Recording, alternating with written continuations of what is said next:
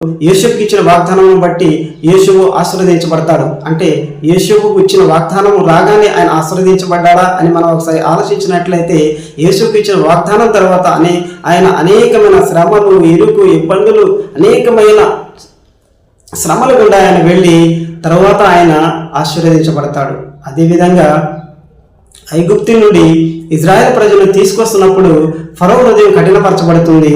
మోసే అక్కడ దేవుని నామంలో అనేకమైన అద్భుత ఆశ్చర్య కార్యములు జరిగించున్నాడు. ఆ అద్భుత కార్యములను నేటికి మనము వాటి గురించి మాట్లాడుకొనిచున్నాము.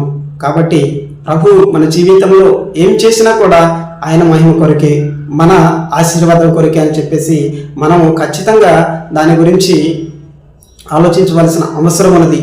భయపడవలసిన అవసరం ఏ మాటికి లేదు అని చెప్పేసి ప్రభు పేరట మీ అందరికీ తెలియజేస్తా ఉన్నాను. అవిశ్వాసికి విశ్వాసికి ఏమి పొందు అని చెప్పేసి ప్రభు మాట్లాడుతూ ఉన్నారు. ఈ లోక సంబంధమైన వారు ఈరోజు భయపడినట్లుగా మనం భయపడటంలో ఏమాత్రము అర్థం లేదని చెప్పేసి ప్రభు నామంలో మీ అందరికీ తెలియజేస్తా ఉన్నాను. కాబట్టి అనేకమైన శ్రమలు, ఇరుకు, ఇబ్బందులు గుండా, అనేకమైన అప్పుల భారాల గుండా మీరు వెళుతున్నారేమో ప్రభు నామంలో మీ అందరికీ తెలియజేస్తున్నాను.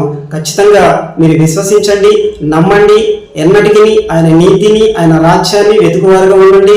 ఎన్నటికి ఆయన విడిచిపెట్టకుండా మీరు వెంబడిస్తున్నట్లయితే ఖచ్చితంగా మీ జీవితంలో గొప్ప అద్భుతాన్ని, ఆశ్చర్య కార్యాలను మీరు చూడగలరని చెప్పేసి ప్రభు పేరట మీ అందరికీ తెలియజేస్తా ఉన్నారు.